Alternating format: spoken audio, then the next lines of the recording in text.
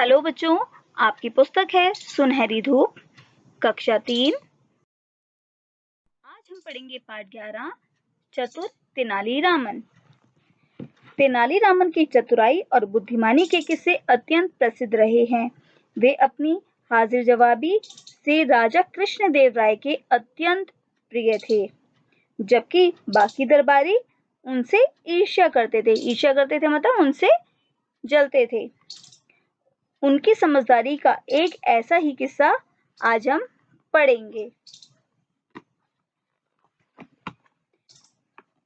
राजा कृष्णदेव राय अक्सर अपने दरबारियों की परीक्षा लेते रहते थे। दरबारी तेनालीरामन हमेशा अपनी बुद्धिमानी व हाजिर जवाबी से उसमें खरे उतरते थे। आओ पढ़कर जाने कि इस बार तेनालीरामन ने किस तरह अपनी बुद्धिमानी दिखाई। राजा कृष्णदेव राय ने अपने दरबारियों की परीक्षा लेनी चाहिए। एक बार उन्होंने तेनालीरामन सहित सभी दरबारियों को 10-10 अशर्फियां देकर कहा, ये अशर्फियां आपकी हैं, इन्हें आप अपने ऊपर ही खर्च करें, मगर हर एक अशर्फी हमारा मुंह देखकर खर्च की जाए। तो क्या बोला राजा ने? दरबारियों को 10-10 अशर्फियां दी। अशर्फी क्या होती है बेटा? अशर्फी होता है सोने का सिक्का, और दरबारियों मतलब जो दरबार में बैठते हैं। ठीक है, तो अपने दरबारियों को 10-10 अशर्फियां दी और क्या शर्त रखी कि आपको ये अपने ऊपर ही खर्च करनी है, लेकिन ये हमारा मुंह देखकर ही आप खर्च करें।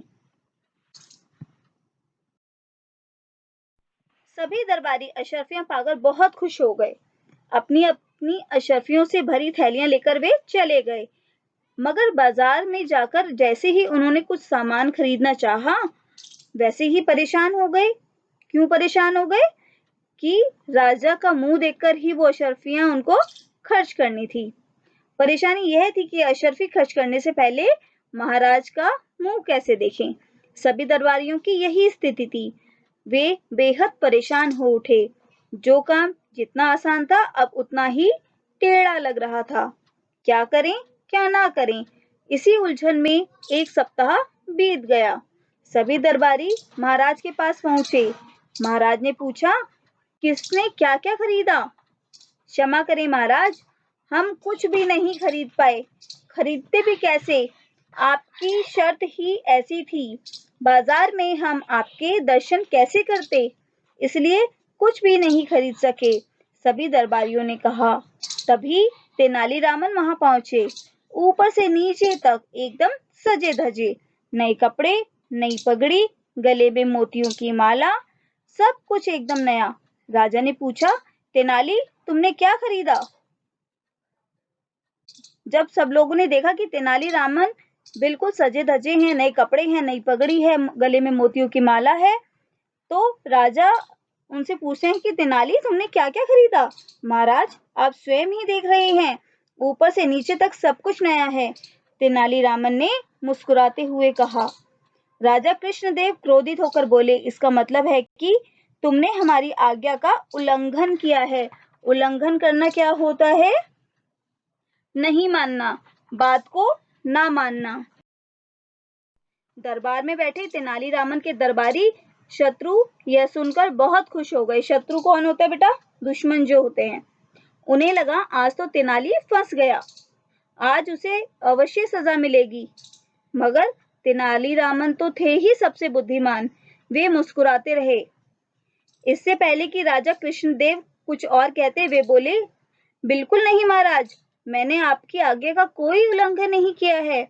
मैंने अपनी प्रत्येक अशर्फी आपका पावन मुख देखकर ही खर्च की है। पावन मतलब पवित्र। राजा ने आश्चर्य से पूछा, आश्चर्य से मतलब हैरानी से पूछा, मगर कैसे? हम तो राजमहल में थे। तेनालीरामन ने हाथ जोड़कर कहा, महाराज आप भूल रहे हैं कि प्रत्येक अशर्फी पर आपका चित्र अंकित है। अंकित होना मतलब छपा होना। मैंने उसे देख देख कर ही अशर्फियां खर्च की हैं। क्योंकि आपको बताया था ना कि जो अशर्फियां थी उस पे राजा का चित्र था। तो जब तेनालीरामन ने अशर्फियां खर्च की तो सिक्के पर वो राजा का चेहरा देखा और वो अशर्फियां तेनालीरामन ने खर्च की। वाह वाह, बहुत खूब। राजा कृष्णदेव ने तेनालीरामन की दिल खोल कर प्रशंसा की। प्रशंसा की मतलब तारीफ की। अन्य सभी दरबारी तेनालीरामन की चतुराई देखकर हक्के बक्के रह गए।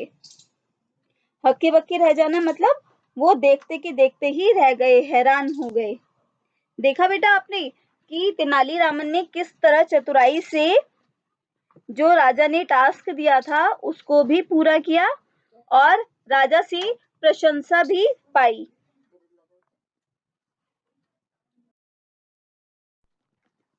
धन्यवाद।